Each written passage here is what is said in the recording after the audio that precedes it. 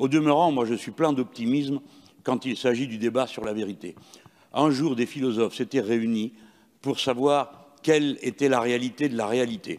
Et à la fin d'un fort long débat, personne n'en savait strictement rien. Diogène arrive et on lui demande quel est son avis sur la question et quel est son argument. Il sort de dessous sa toge un bâton et en frappe le dernier qui a parlé. Et tout le monde a conclu que la réalité avait les moyens elle-même de s'imposer à l'esprit par son propre chemin. De la sorte, je crois qu'on peut être tout à fait confiant si on donne les moyens de trouver par soi-même le chemin qui conduit à une conviction personnelle, sachant qu'elle ne sera jamais la vérité, mais une tentative d'y approcher. Donc nous approuvons cet article 9 parce que son esprit est progressiste, son esprit est humaniste, son esprit est philosophique. Merci. Monsieur Dupont-Aignan a la parole. Oui, Monsieur le Président, Madame la Ministre, les cours de philosophie répondent à cet objectif. Alors, ne réduisons pas les cours de philosophie en terminale, gardons cet enseignement qui est un très bel enseignement pour justement apprendre à débattre, à avoir l'esprit critique.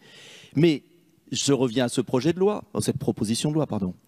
C'est justement en laissant des médias conformes à la pensée unique, en refusant, en assimilant à une fausse information, toute information contraire à sa pensée unique, que vous allez étouffer l'esprit critique, que vous allez empêcher les jeunes justement de se faire leur propre idée.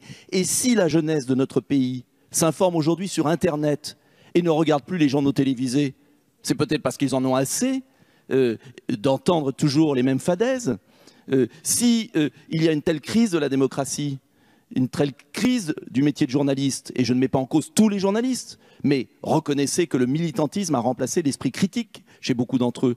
C'est bien parce qu'il y a cette tentation hégémonique permanente, et votre proposition de loi répond à cette angoisse que vous avez en fait, comme si vous n'arriviez plus à convaincre par vous-même, comme si le débat ne suffisait pas, et que face à l'échange des arguments sur Internet qui contournent le couvercle que vous avez mis sur la marmite de la presse française depuis des années, eh bien vous preniez peur. En fait, vous avez peur, vous n'avez pas confiance en vous, et voilà pourquoi vous pensez que vous allez absolument tout contrôler. Eh bien moi, je crois que l'esprit critique de la jeunesse, la capacité à regarder autre chose, les sites qui viennent de partout, puisqu'Internet n'est pas maîtrisable, sauf à aller sur un régime chinois, c'est peut-être votre souhait d'ailleurs, en termes économiques du moins, eh bien ne permettront pas cela. Mais c'est votre philosophie, vous refusez justement l'esprit critique que vous prétendez imposer par des cours ridicules, alors que c'est la philosophie qui devrait apprendre l'esprit critique aux jeunes. Merci, monsieur le rapporteur. Oui, merci. Permettez-moi une prise de parole un petit peu générale, d'abord en remerciant le président Mélenchon pour ses propos. Effectivement, j'ai tenu à amender ce texte pour le coup, parce que dans les 42 auditions que nous avons pu mener, Madame Ménard, là, pour le coup, il y a eu une unanimité.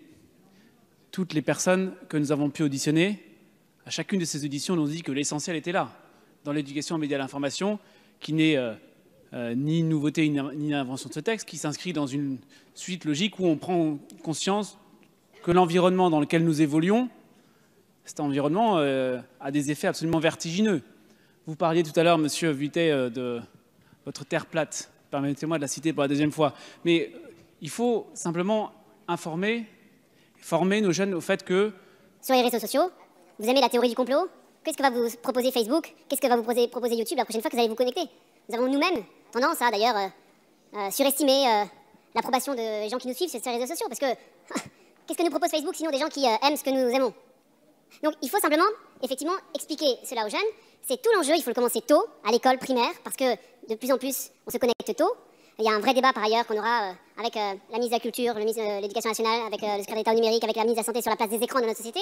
Donc c'est un débat qui va nous occuper, je pense, pendant les années à venir. Mais en tous les cas, il y a une unanimité sur le fait que l'éducation aux médias et à l'information, qu'effectivement nous confions particulièrement aux professeurs d'éducation civique, parce que, étant professeurs d'histoire-géographie, très souvent, ils sont aussi habitués à croiser ces sources. Mais les professeurs documentalistes sont aussi formés à cette éducation aux médias et à l'information. Donc nous avons les ressources humaines pour faire ce travail. J'ai pu le constater à travers les nombreuses auditions que j'ai fait en tant que président rapporteur de la mission d'information sur l'école dans la société numérique. Donc encore une fois, je vous remercie pour l'appui que certains d'entre vous voudront bien témoigner à ces articles qui visent à renforcer l'essentiel de cette proposition de loi qui est l'éducation aux médias et à l'information. Merci. Nous sommes toujours dans la discussion sur l'article. Vous êtes exprimé sur l'article, vous reviendrez sur les amendements. Donc, toujours en discussion sur l'article, je vais donner la parole à Mme Mouchou, mais auparavant, j'informe l'Assemblée que sur cet article, 9 ter, je suis saisi par le groupe de la France Insoumise d'une demande de scrutin public. Le scrutin est annoncé dans l'enceinte de l'Assemblée nationale. Merci, Monsieur le Président. Alors, je ne sais pas si ceux qui se sont exprimés contre l'article 9 ter ont déjà participé à un atelier d'éducation aux médias dans un établissement scolaire. Je ne sais pas, moi je l'ai fait. Et vous devriez le faire parce que c'est très instructif et c'est très éloigné de ce que vous venez de nous décrire. Et je vous invite à le faire parce que vous comprendriez combien il est primordial à l'heure du numérique de sensibiliser les plus jeunes au fonctionnement des réseaux sociaux, à la manière dont on décrypte une information, à comment on développe son sens de l'autocritique. Aujourd'hui, c'est un enjeu d'avenir qui est incontournable et c'est être aveugle que de ne pas le voir. Venons donc aux discussions, aux amendements. L'amendement de suppression, Madame Ménard, vous avez la parole. Le 51. Merci, Monsieur le Président. Encore une fois, nous avons une vraie divergence de fond. Cet article entend enrichir l'enseignement moral et civique, un enseignement qui consiste à prodiguer toujours plus de morale politiquement correcte à nos enfants tout au long de leur scolarité pour en faire des citoyens responsables. Et pourquoi pas des électeurs utiles. Le premier objectif de l'école publique n'est donc plus d'instruire, mais de formater des individus compatibles avec la société ouverte rêvée par nos élites. Alors peut-être pensez-vous que je force un peu le trait, mais vous ne pouvez pas nier que la volonté du gouvernement est de mettre en œuvre un apprentissage des moyens à destination des élèves pour vérifier la fiabilité de l'information. Alors partant de là, on peut se poser quelques questions. Comment le gouvernement définit la fiabilité d'une information? Quels sont ces fameux moyens de vérification de l'information? Cet article risque de faire de l'éducation nationale un organe d'endoctrinement, d'en faire un lieu d'apprentissage. Et oui, d'en faire un lieu d'apprentissage de la bonne morale gouvernementale qui nous dira ce qui est vrai et ce qui est faux, ce qui est bon et ce qui est mauvais. On en revient au camp du bien et au camp du mal, encore une fois. Alors si l'intention est peut-être bonne, je ne vous le nie pas, le risque de dérive est inéluctable.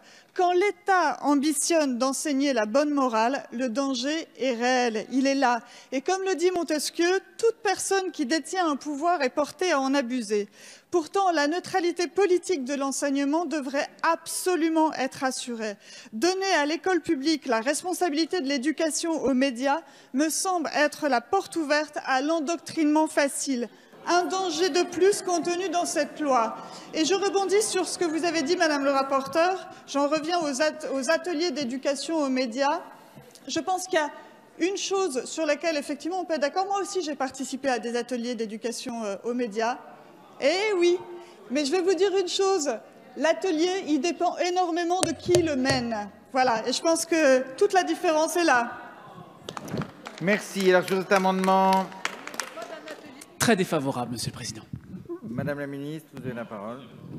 Vraiment, Madame Ménard, je comprends difficilement comment vous pouvez être contre ces propositions relatives à l'éducation aux médias. C'est stupéfiant. Le fait que vous proposiez la suppression de cet article sur l'éducation aux médias montre à quel point vous êtes dans une posture absolument une stricte logique d'opposition qui est vraiment stérile. Comme vous le savez, j'ai annoncé il y a quelques semaines le doublement des moyens du ministère de la Culture pour démultiplier les actions d'éducation aux médias, et ceci dans deux axes, la formation de formateurs pour agir au service des bibliothèques et agir au sein des établissements scolaires.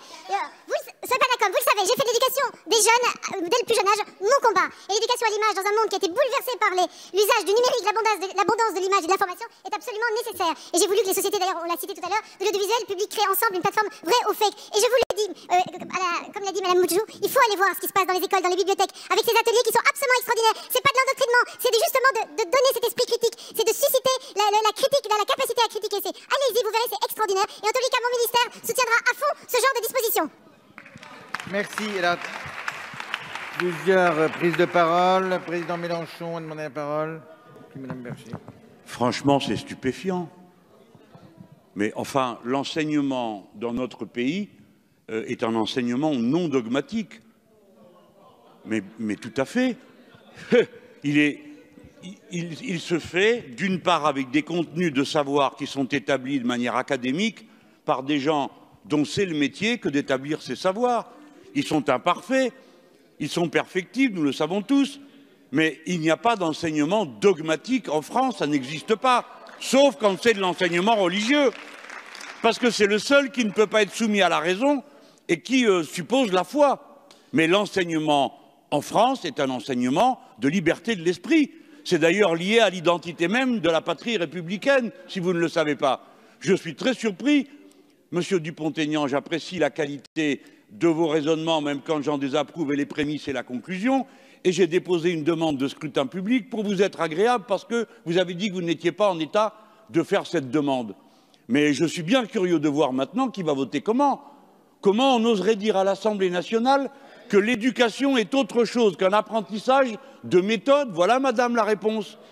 Par exemple, si quelqu'un affirme que la Terre est plate et qu'une bande d'énergumènes s'arrange pour diffuser une information pareille, nous savons comment rétablir la vérité. Ça s'appelle la science, figurez-vous, qui prouve que la Terre est ronde.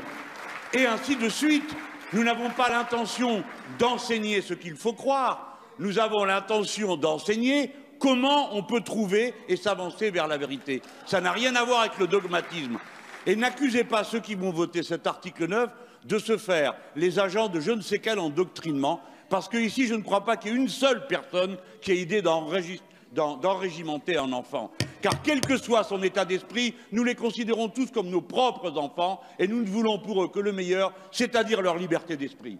Par exemple, si quelqu'un affirme que la Terre est plate et qu'une bande d'énergumènes s'arrange pour diffuser une information pareille, nous savons comment rétablir la vérité. Ça s'appelle la science, figurez-vous, qui prouve que la Terre est ronde.